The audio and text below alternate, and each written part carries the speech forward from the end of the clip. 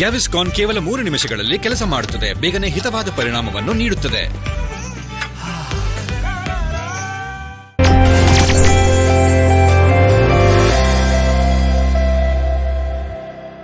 ನಮಸ್ಕಾರ ವೀಕ್ಷಕರೇ, ವಿಶೇಷ ಕಾರ್ಯಕ್ರಮಕ್ಕೆ ಸ್ವಾಗತ.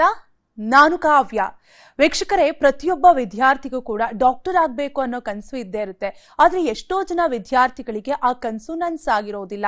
ಯಾಕಂದ್ರೆ ಇತ್ತೀಚಿನ ದಿನಗಳಲ್ಲಿ ನೀಟ್ ಎಕ್ಸಾಮ್ ತುಂಬಾನೇ ಇಂಪಾರ್ಟೆಂಟ್ ಆಗಿದೆ.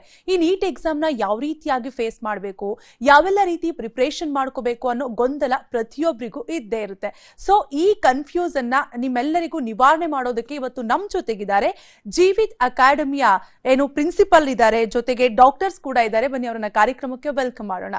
ಸರ್, ನಿಮ್ಗೆ ಮೊದಲನೇದಾಗಿ ಕಾರ್ಯಕ್ರಮಕ್ಕೆ ಸ್ವಾಗತ. ದರ್ಶನ್ ಸರ್, ವಿಸ್ತಾರ ನ್ಯೂಸ್ ಚಾನೆಲ್ ಎಲ್ಲ ವೀಕ್ಷಕರಿಗೂ ನಮಸ್ಕಾರ. ಪ್ರೋಗ್ರಾಮ್ ಹೆಡ್ ಆಗಿರುವಂತಹ ಶಿವಕುಮಾರ್ ಸರ್ ಕೂಡ ಇದ್ದಾರೆ. ಬನ್ನಿ ಅವ್ರನ್ನು ಕೂಡ ಕಾರ್ಯಕ್ರಮಕ್ಕೆ ವೆಲ್ಕಮ್ ಮಾಡೋಣ. ಸರ್, ನಿಮಗೂ ಕೂಡ ಕಾರ್ಯಕ್ರಮಕ್ಕೆ ಸ್ವಾಗತ. ಈಗಾಗಲೇ ಜೀವಿತ್ ನೀಟ್ ಅಕಾಡೆಮಿಯಲ್ಲಿ ಒಳ್ಳೆಯ ಮಾರ್ಕ್ಸ್ ತಗೊಂಡು ಗೌರ್ಮೆಂಟ್ ಸೀಟ್ ತಗೊಂಡಿರುವಂತಹ ವಿದ್ಯಾರ್ಥಿಗಳು ಕೂಡ ನಮ್ಮ ಜೊತೆ ಇದ್ದಾರೆ. ಬನ್ನಿ ಅವರನ್ನು ಕೂಡ ಕಾರ್ಯಕ್ರಮಕ್ಕೆ ವೆಲ್ಕಮ್ ಮಾಡೋಣ. ನಿಮ್ 3 ಜನಕ್ಕೂ ಕೂಡ ಕಾರ್ಯಕ್ರಮಕ್ಕೆ ಆತ್ಮೀಯ ಸ್ವಾಗತ. ಎಸ್ ಸರ್, ಇತ್ತೀಚಿನ ದಿನಗಳಲ್ಲಿ ನೀಟ್ ಎಕ್ಸಾಮ್ ತುಂಬಾನೇ ಟಫ್, ತುಂಬಾನೇ ಕಾಂಪಿಟೇಟಿವ್ ಕೂಡ ಇರುತ್ತೆ. ಸೊ ಇದೆಲ್ಲರ ಬಗ್ಗೆ ಮಾತನಾಡೋಣ. ಅದಕ್ಕೂ ಮುಂಚೆ ಜೀವಿತ್ ಅಕಾಡೆಮಿ ಬಗ್ಗೆ ಒಂದಷ್ಟು ವಿಚಾರವನ್ನ ತಿಳಿಸ್ಕೊಡಿ ಸರ್. ಎಷ್ಟು ವರ್ಷದಿಂದ ಇದೆ, ಯಾವ ರೀತಿಯಾಗಿ ಶುರುವಾಯಿತು, ಎಲ್ಲೆಲ್ಲಿದೆ ಜೀವಿತ್ ಅಕಾಡೆಮಿ? ಮೊದಲನೇದಾಗಿ ಎಲ್ಲರಿಗೂ ನಮಸ್ಕಾರ. ಸೊ ಜೀವಿತ್ ಅಕಾಡೆಮಿ ಬಂದು ಇನ್ಸ್ಟಿಟ್ಯೂಟು ಬ್ಯಾಂಗ್ಳೂರ್ನಲ್ಲಿ ಯಲಹಂಕದಲ್ಲಿದೆ. ಸೊ ಈ ಇನ್ಸ್ಟಿಟ್ಯೂಟು 2022ನಲ್ಲಿ ನಾವು ಸ್ಟಾರ್ಟ್ ಮಾಡ್ತೀವಿ. ಸೊ ಇದ್ರ ಚೇರ್ಮನ್ ಕಮ್ ಫೌಂಡರ್ ಬಂದು ಶ್ರೀಮತಿ ವಿನುತಾ ಹಿರೇಗೌಡ ಮ್ಯಾಮ್.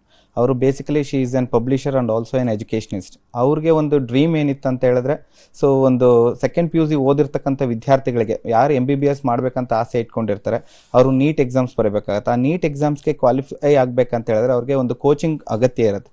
ಆ ಕೋಚಿಂಗ್ ನೀಡಬೇಕು ಅನ್ನೋ ಅಂತ ಇಂಟೆನ್ಷನ್ ಇಟ್ಕೊಂಡು, ಮತ್ತೆ ಈ ಕೋಚಿಂಗು ಎಲ್ಲಾ ವರ್ಗದ ವಿದ್ಯಾರ್ಥಿಗಳಿಗೂ ಸಿಗಬೇಕು ಅನ್ನೋ ಇಂಟೆನ್ಷನ್ಸ್ ಅಲ್ಲಿ ಪ್ರಾರಂಭ ಅಂತ ಇನ್ಸ್ಟಿಟ್ಯೂಷನ್ ಬಂದು ಇದು ಜೀವಿತ್ ಅಕಾಡೆಮಿ. ನಾವು ಯಾವ ರೀತಿ ಯೋಚನೆ ಮಾಡಿದ್ವಿ ಅಂದ್ರೆ, ಬರೀ ಬೆಂಗಳೂರು ಜನಕ್ಕೆ ಮಾತ್ರನೇ ಅಲ್ದಲೆ ಎಲ್ಲ ಕರ್ನಾಟಕದಾದ್ಯಂತ ಎಲ್ಲಾ ವಿದ್ಯಾರ್ಥಿಗಳಿಗೂ ಇದು ಕೋಚಿಂಗ್ ಕೊಡಬೇಕು ಅನ್ನೋ ಇಂಟೆನ್ಷನ್ ಇಟ್ಕೊಂಡು ನಾವೇನ್ ಮಾಡಿದ್ವಿ, ಒಂದು ರೆಸಿಡೆನ್ಷಿಯಲ್ ಮತ್ತೆ ಡೇ ಬೋರ್ಡಿಂಗ್ ಕ್ಯಾಂಪಸ್ ಅಂತ ಸ್ಟಾರ್ಟ್ ಮಾಡ್ತೀವಿ.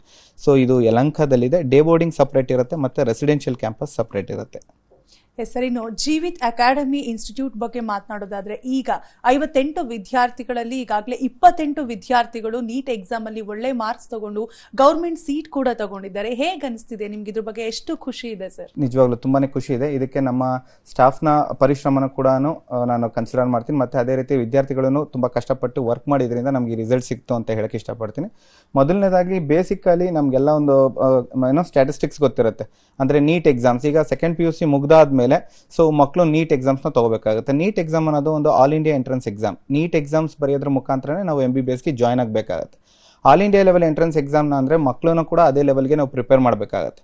ನೋಡಿ, ಇವತ್ತಿನ ಸ್ಟಾಟಿಸ್ಟಿಕ್ಸ್ ಅಪ್ರಾಕ್ಸಿಮೇಟ್ಲಿ ನಮಗೆ ಈ ವರ್ಷ ನಾವು ಆಲ್ ಓವರ್ ಇಂಡಿಯಾ 24 ಲಕ್ಷ ಜನ ವಿದ್ಯಾರ್ಥಿಗಳು ನೀಟ್ ಎಕ್ಸಾಮ್ ಬರೆದಿದ್ದಾರೆ. ಬಟ್ ನಮ್ಮಲ್ಲಿ ಇಂಡಿಯಾದಲ್ಲಿ ಇರ್ತಕ್ಕಂಥ ಮೆಡಿಕಲ್ ಸೀಟ್ಸ್ ಬಂದು 1,10,000 ಚೇಂಜಸ್ ಎಷ್ಟಿದೆ. ಅದೇ ರೀತಿ ಕರ್ನಾಟಕದಲ್ಲಿ ಕೂಡ ಅಷ್ಟೇ ಈ ವರ್ಷ 1,10,000 ಜನ ವಿದ್ಯಾರ್ಥಿಗಳು ನೀಟ್ ಎಕ್ಸಾಮ್ ಬರೆದಿದ್ದಾರೆ. ಇರೋದೇ 3,750 ಮೆಡಿಕಲ್ ಸೀಟ್ಸ್ ಮಾತ್ರ. ಅಂದ್ರೆ ದ ಕಾಂಪಿಟೇಷನ್ ನಾವು ಇವತ್ತಿನ ದಿನ ನೋಡ್ಬೇಕಂದ್ರೆ ಮೆಡಿಕಲ್ ಮಾಡ್ಬೇಕು ಅನ್ನೋದು ಅಷ್ಟು ಸುಲಭ ಅಲ್ಲ. ಇವತ್ತು ನಾವು 1:30 ರೇಷಿಯೋನಲ್ಲಿ ಅಂದ್ರೆ 30 ಜನ ವಿದ್ಯಾರ್ಥಿಗಳಲ್ಲಿ ಒಬ್ರು ಮಾತ್ರ MBBS ಮಾಡ್ಬೋದು. ಆ ತರ ಕಾಂಪಿಟೇಷನ್ ಇವತ್ತಿದೆ. ಆ ತರ ಕಾಂಪಿಟೇಷನ್ ಇದೆ ಅಂತ ಹೇಳಿದಾಗ ಮಕ್ಕಳನ್ನು ಕೂಡ ನಾವು ಅದೇ ರೀತಿಯಾಗಿ ಪ್ರಿಪೇರ್ ಮಾಡಬೇಕಾಗತ್ತೆ. ಅಂತ ನಿಟ್ಟಿನಲ್ಲಿ ನಾವು ಒಂದು ಕ್ವಾಲಿಫೈಡ್ ಸ್ಟಾಫ್ನ ಇಟ್ಕೊಂಡು ಸೊ ನಾವು ಸ್ಟಾರ್ಟ್ ಮಾಡಿದಂಥ institution Jeevith academy.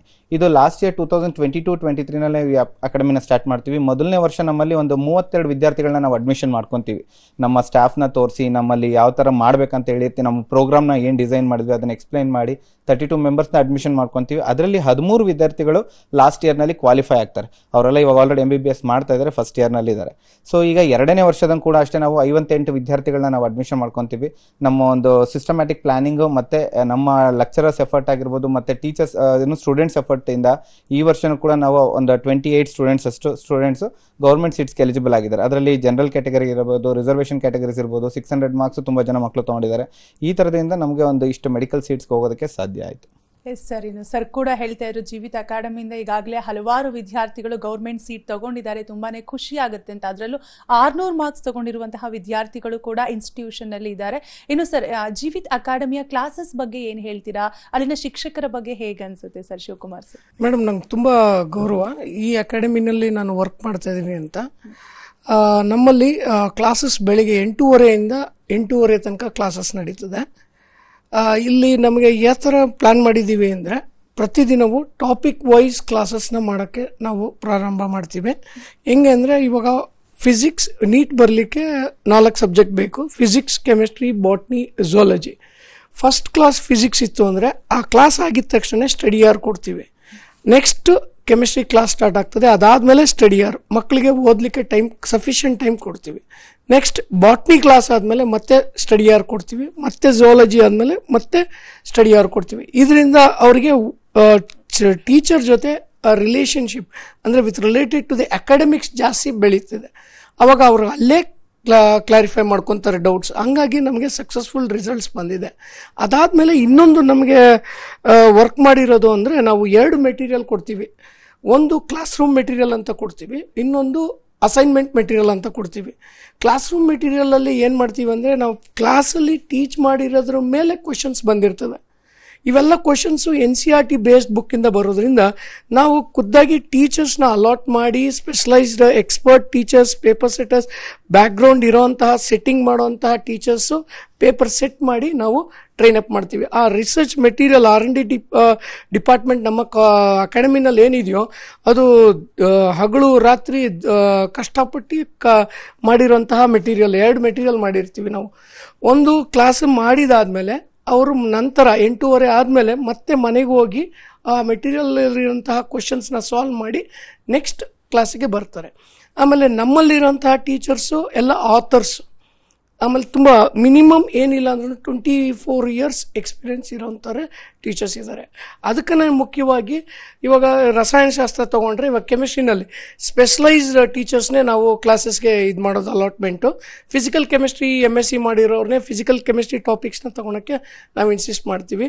Organic chemistry ಮಾಡಿರೋರನ್ನೇ ಆರ್ಗ್ಯಾನಿಕ್ ಕೆಮಿಸ್ಟ್ರಿ ಕ್ಲಾಸಸ್ನ ಟಾಪಿಕ್ಸ್ನ ಇದು ಮಾಡ್ತೀವಿ. ಹಂಗಾಗಿ ನಮಗೆ ವೆರಿ ಶಾರ್ಟ್ ಇಂಟರ್ವಲ್ ಆಫ್ ಟೈಮಲ್ಲಿ ನಮಗೆ ಈ ಸಕ್ಸಸ್ಸು ನಮಗೆ ಕಂಡು ಬಂದಿದೆ. ಮೊದಲನೇ ವರ್ಷನೇ ನಮಗೆ ಜಾಸ್ತಿ ಬಂತು, 2ನೇ ವರ್ಷ ಇನ್ನು ಹಂಗೆ, 3ನೇ ವರ್ಷ ಇನ್ನು ಚೆನ್ನಾಗಿ ಮಾಡ್ತೀವಿ.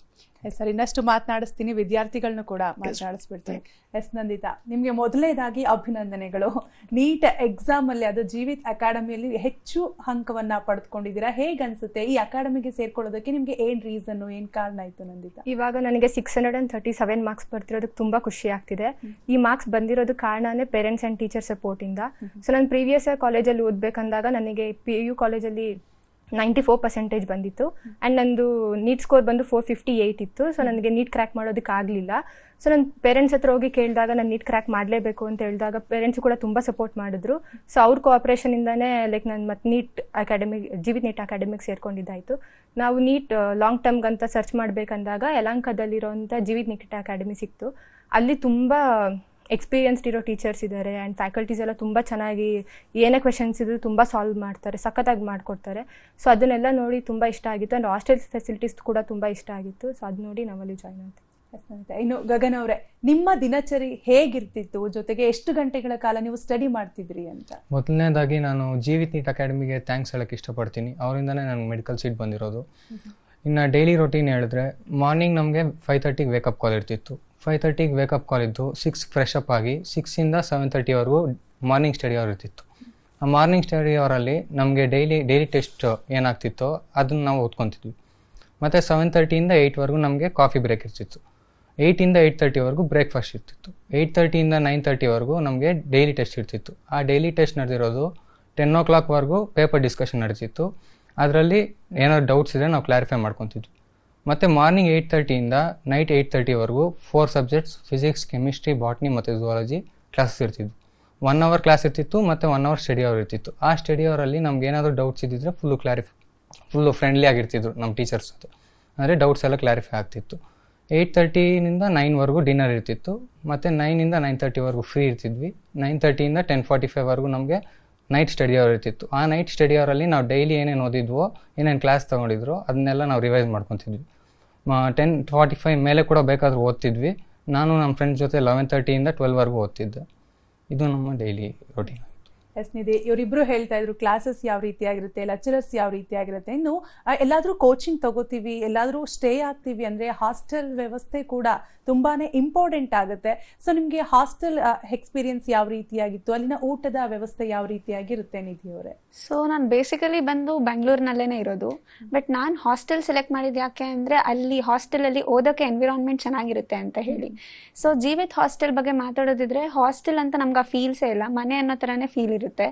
ಅಲ್ಲಿ ವಾರ್ಡನ್ ಆಗಲಿ ನಮ್ಗೆ ಏನಾದರೂ ಹೆಲ್ಪ್ ಬೇಕಂದರೆ ಇಮಿಡಿಯೇಟಾಗಿ ಏನಾದರೂ ಸಪೋರ್ಟ್ ಕೊಡ್ತಾರೆ. ಮತ್ತು ಹೆಲ್ತ್ ಇಶ್ಯೂಸ್ ಏನಾದರೂ ಇದ್ದರೆ ನರ್ಸ್ ಸಹ ಇಮಿಡಿಯೇಟ್ ಮೆಷರ್ಸ್ ಎಲ್ಲ ತೊಗೊತಾರೆ.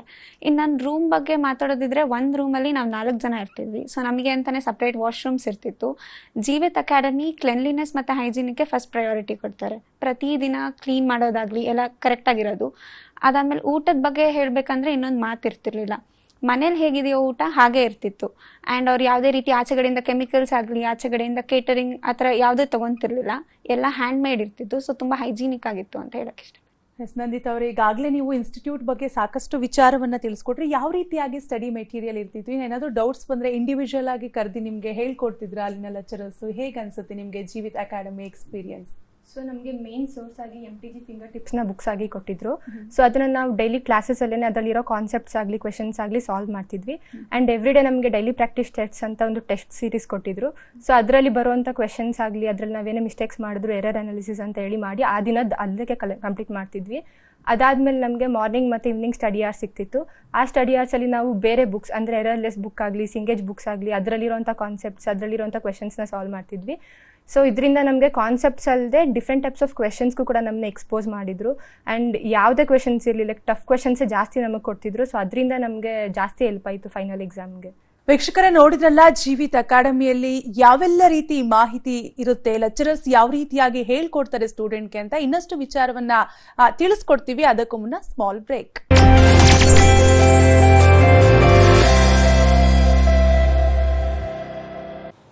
So mister Kumar, sugar control ನಲ್ಲಿದೆಯಾ? ಹೌದು ಡಾಕ್ಟರ್. ಆಯಾಸ ಪದೇ ಪದೇ ಹಸಿವಾಗ್ತಿದೆಯಾ? ಈಗ ಆಗೋದಿಲ್ಲ. ಆಮೇಲೆ ತೂಕ? ಅದು ಕೂಡ ನಾರ್ಮಲ್ ಇದೆ doctor. Good good, keep it up. ನಂತರ ಭರವಸೆ ಇಡಿ clinically proven Ensure diabetes care ಮೇಲೆ. ಕೇವಲ ಇದರ ಟ್ರಿಪಲ್ ಕೇರ್ ಸಿಸ್ಟಮ್ ನಲ್ಲಿ ಇವೆ high fibre, high quality protein ಮತ್ತು 36 ನ್ಯೂಟ್ರಿಯೆಂಟ್ಸ್. ಇದು ಬ್ಲಡ್ ಶುಗರ್ ಮ್ಯಾನೇಜ್ ಮಾಡಲು ನೆರವಾಗುತ್ತದೆ 4 ವಾರಗಳಲ್ಲಿ. Doctor, fees? Ensure diabetes care. ನಿನ್ ಹೋಟ್ಲಲ್ಲಿ ಚಿಕನ್ ಕೊಟ್ಟು ಅದನ್ನ ಪನ್ನೀರ್ ಅಂತ ಕನ್ವಿನ್ಸ್ ಮಾಡಿರೋ ಹಿಸ್ಟ್ರಿ ಗೂಗಲ್ ರಲ್ಲಿ. ಚಿಂಕಿ ಪಿಂಗಿಗಳೆಲ್ಲ ನೇಪಾಳಕ್ಕೆ ಓಡಾಡ್ಬಿಡ್ಬೇಕು. ನಿಮ್ಮ ಚಿನ್ನವನ್ನು ಹೈಯೆಸ್ಟ್ ಪ್ರೈಸ್ಗೆ ಪರ್ಚೇಸ್ ಮಾಡಿ ಆನ್ ಸ್ಪಾಟ್ ಕ್ಯಾಶ್ ಕೊಡ್ತೀವಿ. ಅಭಯ ಇದ್ದಲ್ಲಿ ಭಯ ಯಾಕೆ? ಅಭಯ ಗೋಲ್ಡ್ ಬಯರ್ಸ್ 8861 600 600. ಹೌದು ಹೌದು ಹೌದು ಇಲ್ಲ. ಹೀಗೆಯೇ ಹೌದು ಮತ್ತು ಇಲ್ಲದ game Probo, the power of yes and no. ಈ ಆಟ ಚಟವಾಗಿ ಆರ್ಥಿಕವಾಗಿ ಅಪಾಯಕಾರಿಯಾಗಬಹುದು. ಜವಾಬ್ದಾರಿಯಿಂದ ಆಡಿ. TNC apply. ಕಾರ್ತಿಕಾ ಶಾಂಪೂ ನಿಮ್ಮ ಕೂದಲಿಗೆ ನೀಡುತ್ತದೆ ದೃಢವಾದ ಭದ್ರತೆ. ನನ್ನ ಜೀವನ ನನ್ನ ನಿರ್ಧಾರ ನನ್ನ ಕಾರ್ತಿಕಾ. ಡಾರ್ಕ್ ಸ್ಪಾಟ್ಸ್ ಕವರ್ ಮಾಡಿ ನೀಡುತ್ತೆ ಇನ್ಸ್ಟಂಟ್ ಬ್ರೈಟ್ನೆಸ್. ಇದಿರುತ್ತೆ ದುಪ್ಪಟ್ಟು ಸಮಯದವರೆಗೆ. ದೇಶದ ದೊಡ್ಡ ಕನಸುಗಳಿಗೆ ಬೇಕು ರೋಗಾಣುಗಳಿಂದ ಹರಡುವ ರೋಗಗಳಿಂದ ಹೆಚ್ಚಿನ ಸುರಕ್ಷತೆ. ಬಂದಿದೆ ಹೊಸ ಹೆಚ್ಚು ದೊಡ್ಡ ಡೆಟಾಲ್. ದೊಡ್ಡ ಡೆಟಾಲ್ ದೀರ್ಘ ಸುರಕ್ಷತೆ. 100 ಗ್ರಾಂ ಈಗ 75 ಗ್ರಾಂನ ಬೆಲೆಯಲ್ಲಿ. ಪ್ರತಿದಿನ ಸ್ನಾನ ಮಾಡುವುದು ಒಳ್ಳೆಯ ಅಭ್ಯಾಸ. ಮಹತ್ ಬಾಯ್ಸ್ ಹೇರ್ ಪ್ರತಿದಿನ ಶುಚಿಗೊಳಿಸುವ ಸಾಧನವಾಗಿದೆ. ಮಿಸ್ಟರ್ ಶ್ರೀಧರ್ ಅವರೇ, ವೀಕೆಂಡ್ ನಲ್ಲಿ ಭೇಟಿಯಾಗೋಣ. ಯಾಕೆ? ಪ್ರತಿದಿನ ಮಾಡದಿದ್ದಲ್ಲಿ ಹಳದಿ ಬಣ್ಣವಾಗುವುದು ಖಚಿತ. ಹಾಗಾಗಿ ಇದನ್ನು ವೀಕೆಂಡ್ ನಲ್ಲಾದ್ರೂ ಮಾಡಬೇಕು. ನೋಡಿ, ಇದು 5 ನಿಮಿಷ ತೆಗೆದುಕೊಳ್ಳುತ್ತದೆ. ಮತ್ತೆ ಇದರಲ್ಲೂ ಬ್ಲೀಚ್ ನ ಕಟುವಾದ ವಾಸನೆಯ ಬದಲಾಗಿ 5 ನಿಮಿಷಗಳಲ್ಲಿ ಹೊಳಪನ್ನು ನೀಡುತ್ತದೆ. ಇದು ಗಂಟೆಗಳವರೆಗೆ ಉತ್ತಮ ಪರಿಮಳವನ್ನು ಸೂಸುತ್ತದೆ. ಒಳ್ಳೆಯ ಅಭ್ಯಾಸ. ಪ್ರತಿದಿನ ಬೆಸ್ಟ್ ಅವರ್ ಹಾರ್ಪಿಕ್ ಟ್ರೈ ಮಾಡಿಲ್ವಾ? ಹಾಗಾದ್ರೆ ನೀವು ಏನು ಮಾಡಿದ್ದೀರಿ? ಹೇಳಿದ್ನಲ್ವಾ ಹೊಸ ಶರ್ಟ್ ಹಾಕೊಳ್ಬೇಡ ಅಂತ. ಶರ್ಟ್ ಹಾಕೊಳ್ದೆ ಅದಕ್ಕೆ ಫ್ರೇಮ್ ಹಾಕಿಸಿಡ್ಲಾ? ಡಿಟರ್ಜೆಂಟ್ ನಿಂದ ಉಜ್ಜಿ ಉಜ್ಜಿ ಈ ರೀತಿ ಬಣ್ಣ ಕಳ್ಕೋಬಹುದು. ಬಣ್ಣ ಹೋಗಲ್ಲ, ಈಗ ಡಿಟರ್ಜೆಂಟ್ ಜೊತೆ ಹಾಕಿ ವ್ಯಾನಿಶ್ ಪಿಂಕ್. ಇದರ ಆಕ್ಸಿಬಬಲ್ ಆಕ್ಷನ್ ಕಲೆಯನ್ನು ನಿವಾರಿಸುತ್ತೆ. ಹೊಸ ಕಲರ್ ಪ್ರೊಟೆಕ್ಟ್ ಟೆಕ್ನಾಲಜಿ ಬಣ್ಣವನ್ನು ಮಾಸದಂತೆ ಕಾಪಾಡುತ್ತೆ. Vanish pink. ಕೇಳು, ಇವತ್ತು ಬೇಡ ಕಣೋ. ಇಲ್ಲ ಕಣೆ, ಮುಂದಿದ್ದು ನನ್ನ ಫೇವರೇಟ್ ರೋಲ್ ಆಗಿದೆ. ಆದ್ರೆ ಸೊಂಟ ನೋವಿನ ಜೊತೆ ನೀನು ಹೇಗೆ ಮೂವ್ ಮಾಡ್ತೀಯಾ? ಮೂವ್ ಇದೆಯಲ್ಲ, ಮೂವ್ನ ಬಿಸಿ ಒಳಗಿನವರೆಗೆ ಹೋಗುತ್ತೆ. ನೋವು ನಿವಾರಿಸುತ್ತೆ, ದೀರ್ಘ ಆರಾಮ ನೀಡುತ್ತೆ. ಕನಸುಗಳ ನೆಲದಲ್ಲಿ ನಡೆ ಮುಂದೆ ಮುಂದೆ. ಯಾವುದೇ ಒಳ್ಳೆ ಕೆಲಸ ನೋವಿನಿಂದಾಗಿ ನಿಲ್ಬಾರ್ದು. ಮೂವ್, ಬನ್ನಿ ನೋವು ನಿವಾರಿಸೋಣ.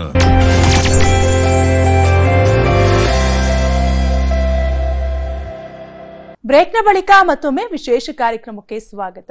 ಸರ್, ಈಗಾಗಲೇ ಬ್ರೇಕ್ಗಿಂತ ಮುಂಚೆ ವಿದ್ಯಾರ್ಥಿಗಳು ಹೇಳ್ತಾ ಇದ್ರು ಹಾಸ್ಟೆಲ್ ವ್ಯವಸ್ಥೆ ಯಾವ ರೀತಿಯಾಗಿದೆ, ಊಟದ ವ್ಯವಸ್ಥೆ ಯಾವ ರೀತಿಯಾಗಿದೆ, ಎಷ್ಟು ಹೈಜೆನಿಕ್ ಆಗಿದೆ ಅಂತ. ಇನ್ನು ಜೀವಿತ್ ಅಕಾಡೆಮಿಯಲ್ಲಿ ಯಾವೆಲ್ಲ ರೀತಿ ಕೋರ್ಸ್ಗಳು ಲಭ್ಯವಿದೆ, ವಸತಿ ಮೂಲ ಸೌಕರ್ಯಗಳ ಬಗ್ಗೆ ನೀವು ಹೇಳೋದಾದ್ರೆ ಸರ್? ಬೇಸಿಕಲಿ ಮ್ಯಾಮ್ ನಾವು ಅಕಾಡೆಮಿನ ಸ್ಟಾರ್ಟ್ ಮಾಡ್ಬೇಕಾದ್ರೆ ನಾನು ಆಗಲೇ ಹೇಳಿದಾಗೆ 2022 ನಾವು ಸ್ಟಾರ್ಟ್ ಮಾಡಿದ್ವಿ. ಸ್ಟಾರ್ಟ್ ಮಾಡಬೇಕಾದ್ರೆ ನಮ್ಮ ಪ್ಲಾನ್ಸ್ ಏನಿತ್ತಂದರೆ ಸೊ ಬರೀ ಡೇ ಬೋರ್ಡಿಂಗ್ ಮಾಡೋದು ಬೇಡ, ರೆಸಿಡೆನ್ಷಿಯಲ್ ಮಾಡೋಣ, ಎಂಟೈರ್ ಕರ್ನಾಟಕದ ಎಲ್ಲ ಕಡೆಯಿಂದನೂ ಮಕ್ಕಳು ಬಂದು ಇಲ್ಲಿ ಕೋಚಿಂಗ್ ತೊಗೊಳೋಂಥದ್ದಾಗಲೇ ಅನ್ನೋ ಇಂಟೆನ್ಷನ್ಸ್ ಇಟ್ಕೊಂಡು ಮಾಡಿದ್ವಿ. ಅವಾಗ ನಮಗೆ ಸಾಕಷ್ಟು ಚಾಲೆಂಜಸ್ ಕೂಡ ಬಂತು. ರೆಸಿಡೆನ್ಷಿಯಲ್ ಮಾಡಿದ್ರೆ ಯಾವ ಕಾನ್ಸೆಪ್ಟ್ಸಲ್ಲಿ ಮಾಡಬೇಕು, ಯಾವ ಥರ, ಬಿಕಾಸ್ ರೆಗ್ಯುಲರ್ ಹಾಸ್ಟೆಲ್ ರನ್ ಮಾಡೋದು ಬೇಡ. ರೆಗ್ಯುಲರ್ ಹಾಸ್ಟೆಲ್ ರನ್ ಮಾಡೋದಕ್ಕೂ ನಾವು ಸಮಥಿಂಗ್ ಎಲ್ಸ್ ಅನ್ನೋ ಥರ ನಾವೇನಾದ್ರು ಮಾಡ್ಬೇಕನ್ನೋ ಇಂಟೆನ್ಷನ್ಸ್ ಮಾಡಿದಾಗ ಅವ್ರಿಗೆ ಮನೆ ವಾತಾವರಣನೇ ಕಲ್ಪಿಸ್ಕೊಡ್ಬೇಕು. ನಾವು ಮನೆ ವಾತಾವರಣ ಥರ ಇರಬೇಕು, ಫುಡ್ ಅಷ್ಟೇ ಕಂಪ್ಲೀಟ್ ನ್ಯಾಚುರಲ್ ಫುಡ್ ಆಗಿರಬೇಕು. ಈ ಥರದ್ದು ಪ್ಲಾನ್ ಇಟ್ಕೊಂಡು ನಾವೇನು ಮಾಡಿದ್ವಿ, ಒಂದು ಸಿಸ್ಟಮೆಟಿಕ್ ಆಗಿ ಪ್ಲಾನಿಂಗ್ ಇಟ್ಕೊಂಡು ನಾವು ಸ್ಟಾರ್ಟ್ ಮಾಡಿದಂಥದ್ದು ರೆಸಿಡೆನ್ಷಿಯಲ್. ಸೊ ಫಸ್ಟಾಗಿ ಹೇಳಿದಾಗ ನಾನು ಕೋರ್ಸಸ್ ಯಾವ್ದಾವ್ದು ಆಫರ್ ಮಾಡ್ತೀವಿ ಅಂತ ಹೇಳಿದ್ರೆ ನಮ್ಮಲ್ಲಿ ರೆಗ್ಯುಲರ್ PUC ಕ್ಲಾಸಸ್ ಇದೆ. ಅಂದರೆ ಫಸ್ಟ್ PUC ಆಗಿರ್ಬೋದು, ಸೆಕೆಂಡ್ PUC ಆಗಿರ್ಬೋದು, ಎಸ್ಪೆಷಲಿ ಸೈನ್ಸ್ ರೆಸಿಡೆನ್ಷಿಯಲಿಗೆ ಬಂದಾಗ. ಅದೇ ರೀತಿ NEET long term, repeaters batch ಅಂತ ಏನು ಕರೀತಾರೆ, ಅಥವಾ ನೀಟ್ ಲಾಂಗ್ ಟರ್ಮ್ ಅಂತ ಏನು ಕರೀತಾರೆ, ಈ ಥರ ಕೋರ್ಸಸ್ನ ಡೇ ಬೋರ್ಡಿಂಗ್ ಮತ್ತು ರೆಸಿಡೆನ್ಷಿಯಲ್ ಎರಡು ಆಪ್ಷನ್ಸ್ ಕೊಟ್ಟಿರ್ತೀವಿ. ಸೊ ಡೇ ಬೋರ್ಡಿಂಗ್ ಅವ್ರು ಡೇ ಬೋರ್ಡಿಂಗ್ ಕ್ಯಾಂಪಸ್ಸಿಗೆ ಬರ್ತಾರೆ, ರೆಸಿಡೆನ್ಷಿಯಲಿಗೆ ಬರ್ತಾರೆ. ಡೇ ಬೋರ್ಡಿಂಗ್ ಅಂತ ಬರೋರ್ಗು ಕ್ಲಾಸಸ್ಸು ನಮ್ಮಲ್ಲಿ ಸ್ವಲ್ಪ ಅಕಾಡೆಮಿಕ್ ಓರಿಯೆಂಟೆಡ್ ಇನ್ಸ್ಟಿಟ್ಯೂಷನ್ ಆಗಿರೋದ್ರಿಂದ 8:30 to 8:30 ಶೆಡ್ಯೂಲ್ಸ್ ಇಟ್ಕೊಂಡಿರ್ತೀವಿ. ಡೇ ಬೋರ್ಡಿಂಗ್ ಬರೋಂಥ ಮಕ್ಳಿಗೂ ಕೂಡ ನಾವು ಸ್ನ್ಯಾಕ್ಸ್ ಕೊಡೋಂಥದ್ದಾಗಿರ್ಬೋದು, ಲಂಚ್ ಕೊಡೋಂಥದ್ದಾಗಿರ್ಬೋದು, ಫ್ರೀಕ್ವೆಂಟ್ ಬ್ರೇಕ್ಸ್ ಕೊಡೋಂಥದ್ದಾಗಿರ್ಬೋದು, ಇದನ್ನೆಲ್ಲ ನಾವೇ ಪ್ರೊವೈಡ್ ಮಾಡ್ತೀವಿ.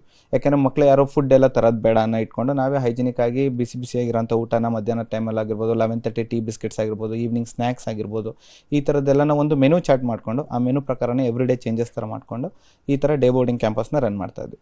At the same time residential ಅಂತ ಬಂದಾಗ ರೆಸಿಡೆನ್ಷಿಯಲ್ ಕ್ಯಾಂಪಸ್ಸು ಅಷ್ಟೇ, ಅದು ಸ್ವಲ್ಪ ಮನೆ ವಾತಾವರಣ ಇರಬೇಕು. ಯಾವುದೇ ಮಕ್ಕಳು ಬೇಜಾರಾಗಬಾರ್ದು, ನಾನು ಹಾಸ್ಟೆಲಲ್ಲಿ ಇದ್ದೀನಿ ಅನ್ನೋ ಫೀಲ್ ಬರಬಾರ್ದು. ಆ ಇಂಟೆನ್ಷನ್ ಇಟ್ಕೊಂಡು ನಾವು ಹಾಸ್ಟೆಲ್ ಮಾಡಿದ್ವಿ. ಅಲ್ಲೂ ಕೂಡ ನಾವೇನು ಮಾಡಿದ್ವಿ, ಫೀಮೇಲ್ ವಾರ್ಡನ್ಸು, ಮೇಲ್ ವಾರ್ಡನ್ಸು, ಸ್ಟಾಫ್ ನರ್ಸ್ ಆಗಿರ್ಬೋದು, ಒಬ್ಬ PE ಟೀಚರ್ ಆಗಿರ್ಬೋದು, ಕಿಚನ್ ಆಗಿರ್ಬೋದು. ಕಿಚನ್ ಕಂಪ್ಲೀಟ್ ಮಾನಿಟ್ರಿಂಗ್ ನಾನೇ ಮಾಡ್ತೀನಿ ಯೂಶಲಿ. ಯಾಕೆಂತ ಹೇಳಿದ್ರೆ ನನಗೇನಂದರೆ ಫುಡ್ ಮೇಯ್ನ್. ಯಾಕೆಂದರೆ ನಾವು ಯಾವ ಥರ ಕ್ಲಾಸಸ್ ಕೊಡ್ತೀವಿ ಆ ಥರ ಫುಡ್ಡನ್ನು ಕೊಟ್ಟರೆ ಮಾತ್ರನೇ ಮಕ್ಕಳಿಗೆ ಒಂದು ಪ್ರೋಟೀನ್ ಯುಕ್ತವಾದಂಥ ಊಟ ಎಲ್ಲ ಸಿಕ್ಕಿದ್ರೆ ಮಾತ್ರ ಅವ್ರಿಗೆ ಓದೋಕ್ಕೂ ಒಂದು ಎನರ್ಜಿ ಇರುತ್ತೆ. ಹಾಗಾಗಿ ನಾವೇನು ಮಾಡ್ತೀವಿ, ಎವ್ರಿ ಮಂತ್ ನಾನು ಮೆನೂಸ್ನ ಚೇಂಜ್ ಮಾಡ್ತಾ ಹೋಗ್ತೀನಿ. Both vegetarian and non vegetarian ಎರಡೂ ಕೊಡ್ತೀವಿ. ಕಾಂಬಿನೇಷನ್ ಬ್ರೇಕ್ಫಾಸ್ಟ್ ಇರುತ್ತೆ, ಮಧ್ಯಾಹ್ನದ ಲಂಚು. ಯಾಕೆಂದರೆ ನಮ್ಮಲ್ಲಿ ಉತ್ತರ ಕರ್ನಾಟಕದ ಮಕ್ಕಳು ಕೂಡ ಜಾಸ್ತಿ ಇದ್ದಾರೆ. ಅವರಿಗೆ ಚಪಾತಿ ಊಟ ಆಗಿರ್ಬೋದು, ನಮ್ಮ ಕಡೆಯವರಿಗೆ ಮುದ್ದೆ ಊಟ ಆಗಿರ್ಬೋದು, ಅಥವಾ ಮಾಮೂಲಿ ನಾವು ಸೌತ್ ಇಂಡಿಯನ್ ಫುಡ್ ಏನು ಕೊಡ್ತೀವಿ. ಮತ್ತು ಈವ್ನಿಂಗ್ ಸ್ನ್ಯಾಕ್ಸು ಅಷ್ಟೇ ಯಾವುದು ಹೆಲ್ದಿ ಆಗಿರೋಂಥ ಸ್ನ್ಯಾಕ್ಸ್ಗಳನ್ನ ಪ್ರೊವೈಡ್ ಮಾಡೋಂಥದ್ದಾಗಿರ್ಬೋದು. ನೈಟ್ ಡಿನ್ನರು ಅಷ್ಟೇ ಅದೇ ವೆಡ್ನೆಸ್ಡೇಸ್ ಎಲ್ಲ ನಾನ್ ವೆಜ್ ಕೊಡೋಂಥದ್ದಾಗಿರ್ಬೋದು, ಎಗ್ ಕೊಡೋಂಥದ್ದಾಗಿರ್ಬೋದು. ಅದೇ ಥರ ವೆಜಿಟೇರಿಯನ್ಸಿಗೆ ಸಪ್ರೇಟ್ ಕುಕ್ಕಿಂಗ್ ಎಲ್ಲ ಮಾಡಿಕೊಂಡು ಕಂಪ್ಲೀಟ್ ಕಿಚನ್ ಇನ್ಚಾರ್ಜಸ್ನ ನಾವೇ ಮಾನಿಟರ್ ಮಾಡ್ತೀವಿ. ನಾವು ಯಾವುದೋ ಔಟ್ಸೈಡಿಂದ ಯಾರನ್ನೂ ಇದು ಮಾಡಲ್ಲ, ಕ್ಯಾಟ್ರಿಂಗ್ ಆಗಲಿ ಇನ್ನೊಂದಾಗಲಿ ಮಾಡೋದಿಲ್ಲ. ಆ ಥರ ಇದೆ. ಅಟ್ ದ ಸೇಮ್ ಟೈಮ್ ಹಾಸ್ಟೆಲಿಗೆ ಬೇಕಾಗಿರತಕ್ಕಂಥ basic communities, for example hot water ಆಗಿರ್ಬೋದು. ನಮ್ಮಲ್ಲೆಲ್ಲ ಹೀಟ್ ಪಂಪ್ ಫೆಸಿಲಿಟೀಸ್ ಇದೆ. ಅಂದರೆ ಲೈಕ್ ಎನಿ ಟೈಮ್ ನಿಮಗೆ ಬಿಸಿ ನೀರು ಬರುತ್ತೆ ಮಕ್ಕಳಿಗೆ. ಆಮೇಲಿಂದ RO ವಾಟರ್ಸ್ ಇರುತ್ತೆ ಕುಡಿಯೋದಕ್ಕೆ. ಆಮೇಲೆ ಹೈಜಿನಿಕ್ ಬಗ್ಗೆ ಹೇಳಿದಾಗ ಒಂದು ರೂಮ್ಗೆ 4 ಜನ ಶೇರಿಂಗ್ ಕೊಡ್ತೀವಿ ನಾವು. ಈಗ ನಮ್ಮಲ್ಲೆಲ್ಲ ಬೇರೆ ಥರ ಡಾರ್ಮಿಟರಿ ಸಿಸ್ಟಮ್ಸ್ ಇಲ್ಲ. ಯೂಶಲಿ ಒಂದೊಂದು ಕಡೆ ಏನಾಗುತ್ತೆ, ಹಾಸ್ಟೆಲ್ ಅಂದರೆ 10 ಜನ 15 ಜನ ಒಂದೊಂದೇ ಹಾಲಲ್ಲಿ ರೂಮಲ್ಲಿ ಆ ಥರ ಕೊಡೋದು ಆ ಥರ ಇದೆ. ನಮ್ಮಲ್ಲಿ ಆ ಥರದಿಲ್ಲ. ಸೊ ಒಂದು ರೂಮ್ಸ್ಗೆ 4 ಶೇರಿಂಗ್ ಇರುತ್ತೆ. ಅವ್ರಿಗೆ ಸಪ್ರೇಟ್ ವಾಶ್ರೂಮ್ಸ್ ಇರುತ್ತೆ. ಯಾಕೆಂದರೆ ಮಕ್ಕಳಿಗೆ ಯೂರಿನಲ್ ಇನ್ಫೆಕ್ಷನ್ಸು ಅದು ಹೈಜಿನ್ ಅನ್ನೋದು ತುಂಬಾ ಇಂಪಾರ್ಟೆಂಟ್ ಆಗುತ್ತೆ. ಹಾಗಾಗಿ ಅದ್ರ ಬಗ್ಗೆ ಕೇರಿಂಗ್ ನಾವು ಸ್ವಲ್ಪ ಪರ್ಸ್ನಲಾಗಿ ಮಾನಿಟರ್ ಮಾಡ್ತೀವಿ. ಅದೇ ಜೊತೆಯಲ್ಲಿ ಅವ್ರಿಗೆ ಏನೋ ಸ್ಟಡಿ ಏರಿಯಾ ಆಗಿರ್ಬೋದು, ಆಮೇಲಿಂದ ರೆಸ್ಟ್ ಮಾಡೋ ಏರಿಯಾ ಆಗಿರ್ಬೋದು, ಪ್ಲೇ ಏರಿಯಾ ಆಗಿರ್ಬೋದು, ಕಿಚನ್ ಆಗಿರ್ಬೋದು, ಡೈನಿಂಗ್ ಅಲ್ಲಿ ಆಗಿರ್ಬೋದು, ಏನು ಬೇಕಾಗುತ್ತೆ ಒಂದು ಮಕ್ಕಳಿಗೆ ಕಂಫರ್ಟ್ ಝೋನಲ್ಲಿ. ಮತ್ತು ಬೇಸಿಕ್ ಕಮ್ಯುನಿಟೀಸ್ ಅಂತ ಏನೋ ಕನ್ಸಿಡರ್ ಮಾಡ್ತೀವಿ ಅದನ್ನೆಲ್ಲ ನಾವು ಹೈಜಿನಿಕ್ ಆಗಿ ಮಾನಿಟರ್ ಮಾಡಿ ಎವ್ರಿ ಡೇ ಪರ್ಸನಲಾಗಿ ನಾವೇ ಮಾನಿಟರ್ ಮಾಡ್ತೀವಿ. ಚೇರ್ಮನ್ ಆಗಿರ್ಬೋದು, ನಾನಾಗಿರ್ಬೋದು.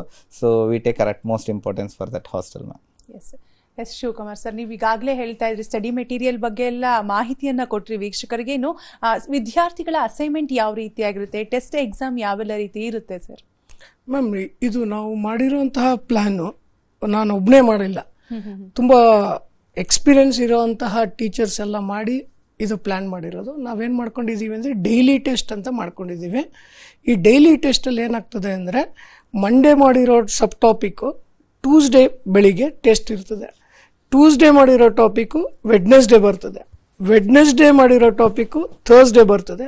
ಥರ್ಸ್ಡೇ ಬಂದಿರೋ ಟಾಪಿಕ್ಕು ಫ್ರೈಡೇ ಬರ್ತದೆ. ಫ್ರೈಡೇ ಮಾಡಿರೋ ಟಾಪಿಕ್ಕು ಸ್ಯಾಟರ್ಡೇ ಬರ್ತದೆ.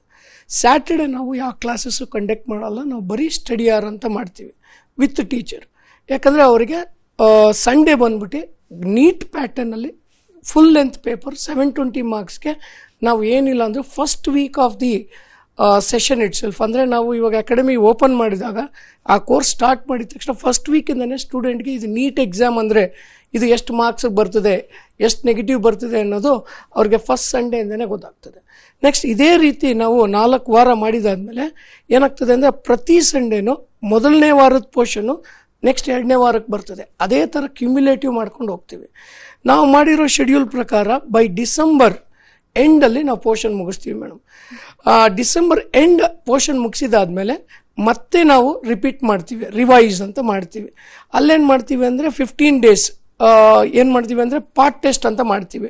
ಫಸ್ಟ್ ಪಿ ಯು ಸಿನ ಒಂದು 4 ಭಾಗ ಮಾಡಿಕೊಂಡು, ಸೆಕೆಂಡ್ ಪಿ ಯು ಸಿನ 4 ಭಾಗ ಮಾಡಿಕೊಂಡು ಮತ್ತೆ ಟೆಸ್ಟ್ ಮಾಡ್ತೀವಿ. ಯಾಕಂದರೆ ಈ ಟೆಸ್ಟ್ ಕ್ವಶನ್ಸು ತುಂಬ ಇಂಪಾರ್ಟೆಂಟು. ಎಲ್ಲರೂ ನಾವೇನು ಮಾಡಬೇಕು ಅಂದರೆ NCERT ಬೇಸ್ಡ್ ಕ್ವಶನ್ಸ್ ಕೇಳೋದು. ಹಾಗಾಗಿ ನಾವು ಸಪ್ರೇಟ್ R&D ಟೀಮ್ನೇ ಡೆವಲಪ್ ಮಾಡಿ ಅವ್ರ ಕೆಲಸ ಬರೀ ಪಾಠ ಮಾಡೋದಕ್ಕಿಂತ ಬರೀ ಕ್ವಶನ್ಸ್ ಪ್ರಿಪೇರ್ ಮಾಡೋದನ್ನೇ ನಾವು ಜಾಸ್ತಿ ಗಮನದಲ್ಲಿ ಇಟ್ಕೊಂಡು ನಾವು ಮಾಡಿದ್ದೀವಿ. ಸೊ January 15th ಆದಮೇಲೆ ನಾವು ಅವ್ರ ಹುಡುಗರಿಗೆ grand test paper, full length test paper ಅಂತ ಮಾಡ್ತೀವಿ. ಏನಿಲ್ಲ ನಾವು ಈ ಸತಿ ನಾವು ಮಾಡಿರೋದು 50 ಗ್ರ್ಯಾಂಡ್ ಟೆಸ್ಟು, 50 ಪ್ರಾಕ್ಟೀಸ್ ಟೆಸ್ಟ್ ಮಾಡಿದ್ದೀವಿ. ಅಂದರೆ ಇವತ್ತು ಗ್ರ್ಯಾಂಡ್ ಟೆಸ್ಟ್ ನಡೀತು ಅಂದರೆ ನೆಕ್ಸ್ಟ್ ದಿನ ಬಂದ್ಬಿಟ್ಟು ಪ್ರಾಕ್ಟೀಸ್ ಗ್ರ್ಯಾಂಡ್ ಟೆಸ್ಟ್ ಅವರೇ ಸಾಲ್ವ್ ಮಾಡೋಂಗೆ. ಇವಾಗ ಪ್ರತಿ ಇಷ್ಟೊಂದು ಟೆಸ್ಟ್ ಮಾಡಿದಾದ್ಮೇಲೆ ನಾವೇನು ಮಾಡ್ತೀವಿ ಅಂದರೆ ಹುಡುಗರಿಗೆ ರಿಸಲ್ಟ್ಸ್, ನಮ್ಮ ಸಾಫ್ಟ್ವೇರ್ ಹೆಂಗಿದೆ ಅಂದರೆ results within half an hour ನಾವು ರಿಸಲ್ಟ್ಸ್ನ ಪೇರೆಂಟ್ಸ್ಗೆ ಕಳಿಸ್ತೀವಿ, ಸ್ಟೂಡೆಂಟ್ಗೂ ಕಳಿಸ್ತೀವಿ. ಸೊ ಸ್ಟೂಡೆಂಟ್ಗೆ ನಾವು ನೋಟಿಸ್ ಬೋರ್ಡಲ್ಲಿ ಡಿಸ್ಪ್ಲೇ ಮಾಡ್ತೀವಿ. ನೋಟಿಸ್ ಬೋರ್ಡ್ ಮೇಲೆ ಡಿಸ್ಪ್ಲೇ ಮಾಡಿದಾದ್ಮೇಲೆ ಹುಡುಗರಿಗೆ ಎರರ್ ಅನಾಲಿಸಿಸ್, ಯಾವ ತಪ್ಪು ಮಾಡಿದಾರೋ ಆ ಸೊಲ್ಯೂಷನ್ಸ್ ಅಲ್ಲಿ ಬಂದಿರ್ತದೆ. ಅದರಲ್ಲಿ ಏನಾದರೂ ಡೌಟ್ ಇದ್ದರೆ ಅವರು ಒಂದು ನೋಟ್ಬುಕ್ಕಲ್ಲಿ ಬರೆದು ಅವತ್ತೇ ಅದು ಏನಕ್ಕೆ ತಪ್ಪಾಯಿತು ಅಂತ ತಿಳ್ಕೊಬೇಕು. ಅದು ಎರರ್ ಅನಾಲಿಸಿಸ್ ಮಾಡಿಸ್ತೀವಿ ಮ್ಯಾಮ್. ಎಸ್ ದರ್ಶನ್ ಸರ್, ಇನ್ನು ಈಗಾಗಲೇ ಜೀವಿತ್ ನೀಟ್ ಅಕಾಡೆಮಿಗೆ ಜಾಯ್ನ್ ಆಗಬೇಕು, ಯಾಕಂದ್ರೆ ಒಳ್ಳೆ ಫೆಸಿಲಿಟೀಸ್ ಇದೆ, ಒಳ್ಳೆ ಫ್ಯಾಕಲ್ಟೀಸ್ ಇದ್ದಾರೆ, ಹಾಸ್ಟೆಲ್ ವ್ಯವಸ್ಥೆ ಕೂಡ ಚೆನ್ನಾಗಿದೆ ಅಂತ ಅಂದ್ಕೊಳ್ತಿರುವಂತಹ ವಿದ್ಯಾರ್ಥಿಗಳಿಗೆ ನೀವೇನು ಭರವಸೆ ನೀಡ್ತೀರಾ, ಏನು ಕಾನ್ಫಿಡೆನ್ಸ್ ನೀಡ್ತೀರಾ ಸರ್? ಜೀವಿತ್ ಅಕಾಡೆಮಿಗೆ ಸೇರಬಯಸಂತ ವಿದ್ಯಾರ್ಥಿಗಳಿಗೆ, ಫಾರ್ ಎಕ್ಸಾಂಪಲ್ SSLC ಮುಗಿಸ್ಕೊಂಡಿರೋಂಥ ವಿದ್ಯಾರ್ಥಿಗಳು ಫಸ್ಟ್ PUC, ಯಾಕೆಂದರೆ ನಮ್ಮಲ್ಲಿ ಫಸ್ಟ್ PUC ಅಡ್ಮಿಷನ್ಸ್ ಇದೆ, ಸೆಕೆಂಡ್ PUC ಇದೆ, ಮತ್ತು ಲಾಂಗ್ ಟರ್ಮ್ ಅಡ್ಮಿಷನ್ಸ್ ಕೂಡ ಇದೆ. SSLC ಮುಗಿಸಿರೋಂಥವ್ರು ಫಸ್ಟ್ PUC ಅಡ್ಮಿಷನ್ಸಿಗೆ ಬರ್ಬೋದು, ಮತ್ತು ಸೆಕೆಂಡ್ PUC ಅಡ್ಮಿಷನ್ಸ್ ಇರುತ್ತೆ. ಹಾಗೆ ಸೆಕೆಂಡ್ PUC ಮುಗಿಸಿರೋಂಥ ವಿದ್ಯಾರ್ಥಿಗಳು ಯಾರು ನಾವು ನೀಟ್ ಮಾಡಲೇಬೇಕು ಅನ್ನೋಂಥ ಇಂಟೆನ್ಷನ್ಸ್ ಇಟ್ಕೊಂಡಿದ್ರೆ ಅವರು ನೀಟ್ ಲಾಂಗ್ ಟರ್ಮ್ ಅಂತ ನಮ್ಮಲ್ಲಿ ಕ್ಲಾಸಸ್ ಇರೋದ್ರಿಂದ ನೀವು ಅಡ್ಮಿಷನ್ ತೊಗೋಬೋದು. ನಾವು ಹೇಳೋ ಇಂಟೆನ್ಷನ್ ಏನಂತ ಹೇಳಿದ್ರೆ, ನಾವು ಇದು ಒಂದು ವರ್ಗಕ್ಕೆ ಸೀಮಿತವಾಗಿ ಸ್ಟಾರ್ಟ್ ಮಾಡಿರೋಂಥ ಇನ್ಸ್ಟಿಟ್ಯೂಷನ್ ಅಲ್ಲ, ಎಲ್ಲ ವರ್ಗದ ವಿದ್ಯಾರ್ಥಿಗಳಿಗೆ, ನಗರ ಭಾಗದಿಂದ ಇರ್ಬೋದು, ಗ್ರಾಮೀಣ ಭಾಗದಿಂದ ಇರ್ಬೋದು, ಹೈದರಾಬಾದ್, ಕರ್ನಾಟಕ, ಯಾವುದೇ ರಿಸರ್ವೇಷನ್ ಇರೋಂಥ ವಿದ್ಯಾರ್ಥಿಗಳು ಎಲ್ಲರಿಗೂ ಇಲ್ಲಿ ನಮಗೆ ಮುಕ್ತವಾಗಿ ಅವಕಾಶ ಕೊಟ್ಟಿದ್ದೀವಿ. ನಾವು ಹೇಳೋದೇನೆಂದರೆ, ನೀವು PUCನಲ್ಲಿ 98% ತೆಗೆದಿದ್ರೆ ಮಾತ್ರನೇ ನೀಟ್ ಲಾಂಗ್ ಟರ್ಮ್ ಮಾಡೋಕ್ಕಾಗುತ್ತೆ, ಅಥವಾ 80% ತೆಗೆದಿದ್ರೆ ಆಗಲ್ಲ ಅಂತ ನಾವು ಯಾವತ್ತೂ ಡಿಮೋಟಿವೇಟ್ ಮಾಡೋಂಥದ್ದಲ್ಲ. ಇದು it entirely completely depends upon the students effort. ಇದು ಏನಂದರೆ ನೀಟ್ ಲಾಂಗ್ ಟರ್ಮ್ ಅನ್ನೋದೇನಾಗುತ್ತೆ, ಮಕ್ಕಳು ಅವರು ಡೆಡಿಕೇಟಿವ್ ಆಗಿ ಪ್ಯಾಷನೇಟ್ ಆಗಿ ವರ್ಕ್ ಮಾಡ್ತೀವಿ ಅನ್ನೋ ಇಂಟೆನ್ಷನ್ಸ್ ಇದ್ದರೆ definitely Jeevith is A platform for them. ಅದು ಒಂದು ನಮ್ಮಲ್ಲಿ ಒಂದು ಪ್ಲಾಟ್ಫಾರ್ಮ್ ಇದೆ ಖಂಡಿತ. ಯಾಕೆಂದರೆ ನಮ್ಮಲ್ಲಿರ್ತಕ್ಕಂಥ ಫ್ಯಾಕಲ್ಟೀಸು ತುಂಬ ಡೆಡಿಕೇಟಿವ್ ಆಗಿರೋಂಥವ್ರು, ಪ್ಯಾಷನೇಟ್ ಫ್ಯಾಕಲ್ಟೀಸ್ ಇದ್ದಾರೆ, ವೆಲ್ ಎಕ್ಸ್ಪೀರಿಯನ್ಸ್ಡ್. ಆಗಲೇ ಶಿವಕುಮಾರ್ ಅವರು ಹೇಳಿದಾಗೆ ಎಕ್ಸ್ಪೀರಿಯನ್ಸ್ ಫ್ಯಾಕಲ್ಟೀಸ್ ಇರೋದ್ರಿಂದ ನಮ್ಮ ಒಂದು ಸಿಸ್ಟಮ್ಯಾಟಿಕ್ ಪ್ಲಾನಿಂಗ್ ಏನಿದೆ ಅದನ್ನು ಎಕ್ಸಿಕ್ಯೂಷನ್ಸ್ ಕೂಡ ಅದೇ ಥರ ಮಾಡ್ತೀವಿ. ಹಾಗಾಗಿ ಯಾವುದೇ ವಿದ್ಯಾರ್ಥಿ ನಂದು ಪ್ರೀವಿಯಸ್ ಪರ್ಸೆಂಟೇಜ್ 70 ಇದೆ, 80 ಇದೆ, 90 ಇದೆ PUCನಲ್ಲಿ ನಾನು ಮಾಡ್ಬೋದಾ ಅನ್ನೋಂಥದ್ದು ಏನಾದ್ರು ಗೊಂದಲಗಳಿದ್ರೆ ದಯವಿಟ್ಟು ಗೊಂದಲ ಬೇಡ. ನೀವು ನೀಟ್ ಮಾಡಲೇಬೇಕಂತ ಇಂಟೆನ್ಷನ್ಸ್ ಇದ್ರೆ ಖಂಡಿತವಾಗ್ಲೂ ನೀವು ಜೀವಿತ್ ಅಕಾಡೆಮಿಗೆ ಬರ್ಬೋದು. But at the same time ನಿಮ್ಮ ಎಫರ್ಟ್ ಕೂಡ ಇಂಪಾರ್ಟೆಂಟ್. ನಾವು ಟೀಚಿಂಗ್ ನಾವು ಏನೇ ಮಾಡಲಿ, ನಾವು ಯಾವುದೇ ಥರ ಸಿಸ್ಟಮ್ ಫಾಲೋ ಮಾಡಿದ್ರು at the end of the day ನೀವು ಯಾವ ಥರ ವರ್ಕ್ ಮಾಡ್ತೀರಾ ಅನ್ನೋದು ಕೂಡ ಇಂಪಾರ್ಟೆಂಟ್ ಆಗುತ್ತೆ. ದಯಮಾಡಿ ಯಾರು ಕರ್ನಾಟಕದಾದ್ಯಂತ ಯಾರು ಬೇಕಾದ್ರೂ ಬರ್ಬೋದು. ರೆಸಿಡೆನ್ಷಿಯಲ್ ಫೆಸಿಲಿಟೀಸ್ ಕೂಡ ನಾವಿದೆ. ಆ್ಯಂಡ್ ದ ಫೀಸ್ ಸ್ಟ್ರಕ್ಚರು ಅಷ್ಟೇ ಎಲ್ಲ ನಾಮಿನಲ್ ಆಗಿದೆ. ನೀವು ಏನಾದ್ರು ಎನ್ಕ್ವೈರೀಸ್ ಇದ್ರೆ ಖಂಡಿತವಾಗಿ ಆಫೀಸಿಗೆ ಬಂದು ನೀವು ಅದ್ರ ಬಗ್ಗೆ ಮಾತಾಡ್ಬೋದು ಅಂತ ಕೇಳ್ಬೋದು. ನಿಧಿ ಅವರನ್ನ ಸರ್ ಕೂಡ ಹೇಳ್ತಾ ಇದ್ರು, ಶಿವಕುಮಾರ್ ಸರ್, ಡೈಲಿ ಟೆಸ್ಟ್ ಇರುತ್ತೆ, ವೀಕ್ಲಿ ಎಕ್ಸಾಮ್ಸ್ ಕೂಡ ಮಾಡ್ತೀವಿ ಅಂತ. ಸೊ ನಿಮಗೆ ನೀಟ್ ಎಕ್ಸಾಮ್ಗಿಂತ ಮುಂಚೆ ಈ ಡೈಲಿ ಟೆಸ್ಟ್ ಇರ್ತಿತ್ತು, ವೀಕ್ಲಿ ಎಕ್ಸಾಮ್ಸ್ ಇರ್ತಿತ್ತು, ಇದು ಎಷ್ಟು ಯೂಸ್ಫುಲ್ ಆಯಿತು ಎಕ್ಸಾಮ್ಗೆ ನಿಮಗೆ ಅಂತ ನಿಧಿ ಅವರೇ? ಸೊ ನಮಗೆ ಲಾಂಗ್ ಟರ್ಮ್ ಸ್ಟಾರ್ಟ್ ಆಗಿದ್ದು June 12th ಇಂದ. ಸೊ ಸ್ಟಾರ್ಟ್ ಆದಮೇಲೆ ದಿನ ನಮಗೆ ಸಬ್ ಟಾಪಿಕ್ಸ್ ಎಲ್ಲ ಪಾಠ ಏನು ನಡೀತಿದೆ ಅದ್ರ ನೆಕ್ಸ್ಟ್ ಡೇ ನಮಗೆ ಅದು ಟೆಸ್ಟ್ ನಡೀತಿತ್ತು. ಅದಾದಮೇಲೆ ಆ ಟೆಸ್ಟ್ ಆದಮೇಲೆ ಆ ವಾರದ ಪೂರ ನಮಗೆ ಸಂಡೇ ಅದನ್ನು ಟೆಸ್ಟ್ ಕೊಡ್ತಾಯಿದ್ರು. ಇದರಿಂದ ನಮಗೆ ಸಬ್ ಟಾಪಿಕ್ಸ್ ಆಗಲಿ ಆ ಮೇನ್ ಟಾಪಿಕ್ಸ್ ಬಗ್ಗೆ ಒಂದು ಹೋಲ್ಡ್ ಇರ್ತಿತ್ತು. ಸೊ ಇದೆಲ್ಲ ನಡೀತಾ ಡಿಸೆಂಬರಲ್ಲಿ ನಮ್ಮ ಪೋರ್ಷನ್ಸ್ ಕಂಪ್ಲೀಟ್ ಆದಮೇಲೆ ಜಾನಲ್ಲಿ 15 days ನಮಗೆ ಪಾರ್ಟ್ ಟೆಸ್ಟ್ ಅಂತ ನಡೆದ್ರು. ಸೊ ಈ ಫಿಸಿಕ್ಸ್, ಕೆಮಿಸ್ಟ್ರಿ ಆ್ಯಂಡ್ ಬಯೋದಲ್ಲಿ ಏನಿದೆ ಈ 3 ಸಬ್ಜೆಕ್ಟಿಂದ 5 ಚಾಪ್ಟರ್ಸ್ ಆಗಿ ಪಾರ್ಟ್ ಮಾಡಿ ನಮಗೆ ಪಾರ್ಟ್ ಟೆಸ್ಟ್ ಅಂತ ಕೊಡ್ತಾಯಿದ್ರು. ಸೊ ಇದರಿಂದ ನಮಗೆ ಪ್ರತಿ ಒಂದು ಚಾಪ್ಟರ್ ಮೇಲೂ ಹೋಲ್ಡ್ ಬರ್ತಿತ್ತು. ಆ್ಯಂಡ್ ನೆಕ್ಸ್ಟ್ ಇದಾದಮೇಲೆ ನಮ್ಮ ಗ್ರ್ಯಾಂಡ್ ಟೆಸ್ಟ್ ಅಂತ ಸ್ಟಾರ್ಟ್ ಆದಮೇಲೆ 50 ಗ್ರ್ಯಾಂಡ್ ಟೆಸ್ಟ್ ಇತ್ತು ಆ್ಯಂಡ್ 50 ಪ್ರಾಕ್ಟೀಸ್ ಟೆಸ್ಟ್ ಇತ್ತು. ಸೊ ದಿನ ಬಿಟ್ಟು ದಿನ ನಮಗೆ ಟೆಸ್ಟ್ ಇರ್ತಿತ್ತು. ಸೊ ಟಿಲ್ ದ ಡೇ ಅಂದರೆ ಎಕ್ಸಾಮ್ ನಡೆಯೋ ಹಿಂದಿನ ದಿನವರೆಗೂ ನಾವು ಟೆಸ್ಟ್ಗಳು ಬರ್ದಿದ್ದೀವಿ. ಸೊ ಈ ಎಕ್ಸಾಮ್ಸಲ್ಲಿ ನಮ್ಗೆ ಯಾವ ಥರ ಕ್ವೆಶನ್ಸ್ ಬರ್ತಿತ್ತು, ಆ ಕ್ವೆಶನ್ಸ್ ಯಾವ ಥರ ಕ್ವಾಲಿಟಿ ಇದೆ, ಆ ಪೊಟೆನ್ಷಿಯಲ್ ಆಫ್ ದ ಕ್ವೆಶನ್ಸ್, ಇದು ನಮಗೆ ತುಂಬಾ ಹೆಲ್ಪ್ ಮಾಡ್ತು. ಅಂದರೆ ಮೇನ್ ನೀಟ್ ಎಕ್ಸಾಮಲ್ಲಿ ನಾವು ಯಾವ ಥರ ಕ್ವೆಶನ್ಸ್ ಎಕ್ಸ್ಪೆಕ್ಟ್ ಮಾಡ್ಬೋದು ಅಂತ ಊಹೆ ಮಾಡೋಕ್ಕೆ ನಮ್ಗೆ ತುಂಬಾ ಹೆಲ್ಪ್ ಮಾಡ್ತೇವೆ. ಸೊ ಇದರಿಂದ ನಮ್ಗೆ ನೀಟ್ ಎಕ್ಸಾಮ್ ಈಸಿ ಆಯಿತು ಅಂತ ಹೇಳಿ. ಸರ್, ಇನ್ನು ಇತ್ತೀಚಿನ ದಿನಗಳಲ್ಲಿ ಪ್ರತಿಯೊಬ್ಬ ವಿದ್ಯಾರ್ಥಿಗೂ ಕೂಡ ಡಾಕ್ಟರ್ ಮಾಡ್ಬೇಕನ್ನೋ ಕನಸಿದ್ದೇ ಇರುತ್ತೆ. ಸೊ ಆ ವಿದ್ಯಾರ್ಥಿಗಳಿಗೆ ನೀವೇನ್ ಹೇಳ್ತೀರಾ, ಹೇಗೆ ಕಲಿಬೇಕಂತ ತಿಳಿಸ್ಕೊಡ್ತೀರಾ? ಕನಸು ಕಾಣೋದು ತಪ್ಪಲ್ಲ, ಅದಕ್ಕೆ ಪರಿಶ್ರಮ ಕೂಡ ಇಂಪಾರ್ಟೆಂಟ್ ಆಗುತ್ತೆ. ಅವರು ಎಷ್ಟು ಎಫರ್ಟ್ ಹಾಕಿ ವರ್ಕ್ ಮಾಡ್ತಾರೆ ಅದ್ರ ಮೇಲೆ ರಿಸಲ್ಟ್ಸ್ ಖಂಡಿತವಾಗಿರುತ್ತೆ. ನಮ್ಮಲ್ಲಿ ಬಂದಂಥ ವಿದ್ಯಾರ್ಥಿಗಳಿಗೆ ಖಂಡಿತವಾಗ್ಲೂ ನಾವೊಂದು ಟ್ರೈನಿಂಗ್ ಕೊಡೋಂಥ ಪ್ರೋಗ್ರಾಮ್ನ ನಾವು ಮಾಡ್ಕೊಡ್ತೀವಿ.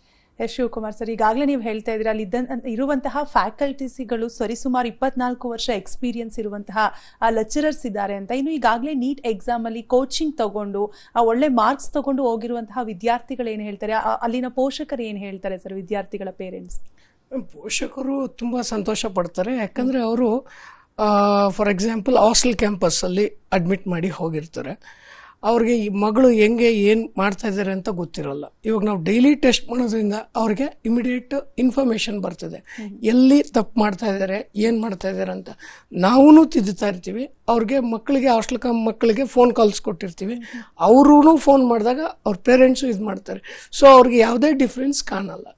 ಇವಾಗ ಡೇ ಬೋರ್ಡರ್ಗೆ ಬಂದ್ರೂ ಅಷ್ಟೇ ಮ್ಯಾಮ್, ಮನೆಗೆ ಹೋಗಿದ ತಕ್ಷಣ ನಾವು ಇವಾಗ ಮನೆಗೆ ರಿಸಲ್ಟ್ ಹಾಕಿದ ತಕ್ಷಣ ಮಕ್ಳಿಗೆ ಆಲ್ರೆಡಿ ಗೊತ್ತಿರ್ತದೆ ಕಮ್ಮಿ ತೆಗ್ದಿದ್ದಾರೆ ಅಂತ. ಮನೆಗೆ ಹೋಗಿದ ತಕ್ಷಣ ಅವರು ಅದನ್ನೇ ಇದು ಮಾಡ್ತಾರೆ. ಸೊ ಅವ್ರು ಎಲ್ಲೂ ತಪ್ಪಿಸ್ಕೊಳಕ್ಕಾಗಲ್ಲ. ಸೊ ಹಂಗಾಗಿ ನಮ್ಮಲ್ಲಿ ಸೇರಿರೋಂತಹ ಮಕ್ಕಳ ಪೋಷಕರು ತುಂಬ ಸಂತೋಷ ಪಡ್ತಾರೆ. ಆಮೇಲೆ ಅಟೆಂಡೆನ್ಸು ಇದು ಎಲ್ಲ ಡಿಸಿಪ್ಲಿನ್ ಎಲ್ಲ ತುಂಬ ಇದಾಗಿಟ್ಟಿದ್ದೀವಿ. ಸರ್, ಇವತ್ತಿನ ಕಾರ್ಯಕ್ರಮದಲ್ಲಿ ನೀಟ್ ಎಕ್ಸಾಮ್ಸ್ ಯಾವ ರೀತಿಯಾಗಿರುತ್ತೆ, ಯಾವ ರೀತಿ ಫೇಸ್ ಮಾಡಬೇಕು, ಇನ್ನು ನಿಮ್ಮ ಜೀವಿತ್ ಅಕಾಡೆಮಿ ಬಗ್ಗೆ ಸಾಕಷ್ಟು ವಿಚಾರವನ್ನ ತಿಳಿಸ್ಕೊಟ್ರಿ. ಥ್ಯಾಂಕ್ ಯು ಸರ್ ನಿಮ್ಮಿಬ್ರಿಗೂ ಕೂಡ. ಎಸ್, ಇನ್ನು ನೀಟ್ ಎಕ್ಸಾಮ್ಸ್ ಯಾವ ರೀತಿಯಾಗಿ ಫೇಸ್ ಮಾಡಬೇಕು, ಅಲ್ಲಿ ಯಾವ ರೀತಿಯಾದಂತಹ ಫ್ಯಾಕಲ್ಟೀಸ್ ಇದ್ದಾರೆ, ನಿಮ್ಗೆ ಯಾವ ರೀತಿಯಾಗಿ ವೀಕ್ಲಿ ಎಕ್ಸಾಮ್ಸ್ ಮತ್ತೆ ಡೈಲಿ ಟೆಸ್ಟ್ ಯಾವ ರೀತಿಯಾಗಿರುತ್ತೆ ಅನ್ನೋ ಇನ್ಫಾರ್ಮೇಶನ್ ಕೊಟ್ರಿ. ಥ್ಯಾಂಕ್ ಯು ನಿಮ್ಮ 3 ಜನಕ್ಕೂ ಕೂಡ. ನೋಡಿದ್ರಲ್ಲ ವೀಕ್ಷಕರೇ, ಇದಾಗಿತಿ ಹೊತ್ತಿನ ವಿಶೇಷ ಕಾರ್ಯಕ್ರಮ. ಅನುಕ್ಷಣದ ಸುದ್ದಿಗಾಗಿ ನೋಡ್ತಾ ಇರಿ ವಿಸ್ತಾರ ನ್ಯೂಸ್. ಇದು ನಿಖರ ಜನಪರ.